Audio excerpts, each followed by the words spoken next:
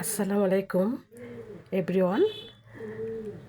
আজকে আমি নতুন একটা রেসিপি আপনাদের সাথে শেয়ার করব। তো সেই রেসিপিটা হচ্ছে মনেকা। তো চলুন মনেকাটা আমরা রেসিপিটা শেয়ার করি।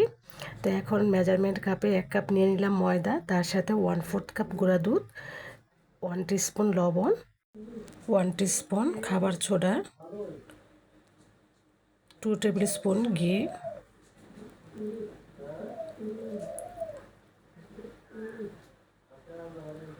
তো দিয়ে দিব 2 টেবিল স্পুন চিনি। চিনিটা এটাতে খুবই কম লাগে। সবগুলো উপকরণ হাত দিয়ে ভালো করে ময়াম করে নেব। এগুলো যত বেশি হাত দিয়ে ময়াম করা হয় তত বেশি ভালো হয়। তো এখন আমি অল্প অল্প পানি দিয়ে একটা শক্ত ডো তৈরি করে নিব। একেবারে পানি দেওয়া যাবে না, ডোটা খুব শক্ত হবে। তো সেজন্য কিন্তু আমি অল্প অল্প পানি দিয়ে ডোটা তৈরি করে নিচ্ছি। তো ভিউয়ার্স, আমার ভিডিও যদি ভালো লাগে প্লিজ একটা লাইক দিয়ে শুরু করবেন, আর আমাকে পাশে রাখতে চাইলে একটা সাবস্ক্রাইব করে দিবেন প্লিজ। তো ডোটা আমার তৈরি হয়ে গেছে। তো দেখেন ডোটা খুব সুন্দর হয়েছে। তো এখন আমি 20 মিনিটের জন্য ডোটাকে রেস্টে রেখে দিব।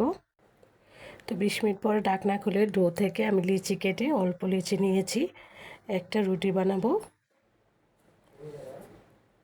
তো রুটিটা আমি আবারও এই যে এরকম করে ভাঁজ করে একটা ভারী রুটি বানিয়ে নিব। তো দেখেন আমার রুটিটা কীরকম ভারী। তো এখন চারপাশ থেকে আমি অল্প অল্প করে কেটে নিব।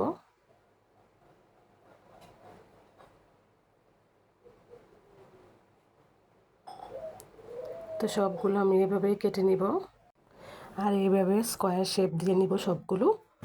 তো দেখেন সবগুলো আমার কাটা হয়ে গেছে। এখন প্যানের মধ্যে অল্প পরিমাণ তেল দিয়ে আমি অল্প করে ভেজে নিব, একবারে ভাজবো না। যে কোনো ভাজা পোড়া জিনিসই আমি অল্প করে তেল দিয়ে অল্প অল্প করে ভেজে নিই, কারণ বেশি করে তেল দিলে সেই তেলটা আমার ফেলানো যায়, তো অপচয় করতে চাই না। তো ভিউয়ার্স দেখেন খুব সুন্দর হয়েছে ভাজাটা। আর আপনারা যখন মনাকাগুলো ভাজবেন অল্প আঁচ করে দিবেন, চুলার আঁচটা অল্প আঁচে ভাজলে মনাকাগুলো খুব ক্রিস্পি হবে। এগুলো সংরক্ষণ করে রাখতে পারবেন। আজ এই পর্যন্তই, আল্লাহ হাফেজ।